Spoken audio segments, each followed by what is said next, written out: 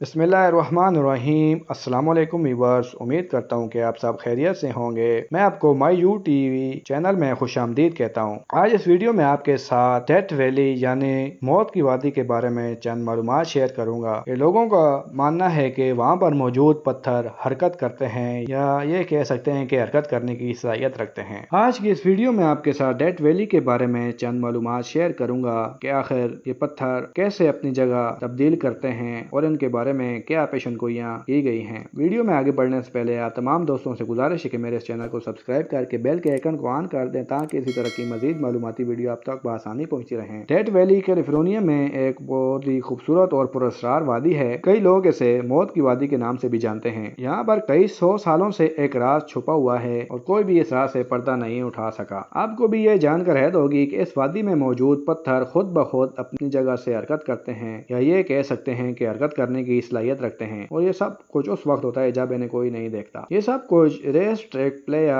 نامی ایک خشک جھیل کی سطح پر ہوتا ہے اور یہ مقام اپنے حرکت کرتے ہوئے پتھروں کی وجہ سے مشہور ہے، اور یہ مقام تقریباً 3 میل لمبا جبکہ 1 میل سے زیادہ چوڑا ہے۔ دنیا میں اور بھی اس طرح کے بہت پراسرار مقامات موجود ہیں جہاں پر اسی طرح کے پراسرار اثرات پائے جاتے ہیں، لیکن پھر بھی ڈیتھ ویلی سب سے زیادہ مقبول ترین مقام ہے۔ حیرت کی بات یہ ہے کہ اس مقام پر موجود تمام پتھر حرکت نہیں کرتے، اور جو حرکت کرتے ہیں وہ 2 سے 3 سال کی مدت میں کرتے ہیں، یعنی کہ ان کی حرکت کرنے کی رفتار بہت ہی سست ہوتی ہے، اور یہ تمام پتھر ایک ہی وقت میں حرکت نہیں کرتے اور نہ ہی ان کی سمت ایک جیسی ہوتی ہے۔ ان میں سے کچھ پتھر 90 ڈگری کے زاویے تک اپنا رخ موڑ لیتے ہیں اور ان کا سفر 10 سے 100 فٹ تک ہوتا ہے۔ یہ بھی حقیقت ہے کہ حرکت کرنے والے زیادہ تر پتھر کچھ خاص بڑے نہیں ہیں، ان کا سائز 6 سے 18 انچ کے درمیان ہوتا ہے، اور اس کے بارے میں کئی نظریات بھی پیش کیے گئے ہیں جن میں سے بعض میں آپ کے ساتھ شیئر کروں گا۔ کچھ کا کہنا ہے کہ اس جگہ نامعلوم مقناطیسی اثرات ہیں جس کی وجہ سے یہ پتھر حرکت کرتے ہیں۔ ایک اور نظریہ یہ بھی پیش کیا گیا کہ اس علاقے میں چلنے والی تیز ہوائیں ان پتھروں کو حرکت دیتی ہیں، جبکہ جھیل کی چکنی سطح بھی اس میں مدد فراہم کرتی ہے، لیکن سب سے زیادہ جو نظریہ پیش کیا گیا اس کے مطابق یہ راز ہوا، پانی اور درجہ حرارت کے مجموعے پر مشتمل ہے۔ اگرچہ یہ جھیل خشک ہے لیکن ہمیشہ خشک نہیں رہی، کیونکہ کبھی بارش ہونے کی وجہ سے اس کی سطح پر پانی جمع ہو جاتا ہے تو کبھی قریب میں موجود چوٹیوں سے برف پگھلنا شروع ہو جاتی ہے جس کی وجہ سے پانی جھیل کی طرف آتا ہے اور یہ مقام تر ہو جاتا ہے۔ ایک اندازہ یہ بھی ہے کہ ان تمام وضاحتوں میں صرف اندازے ہی ہیں۔ حقیقت تو یہ ہے کہ یہ تمام وضاحتیں صرف اندازے کے طور پر پیش کی گئی ہیں، کیونکہ اصل تو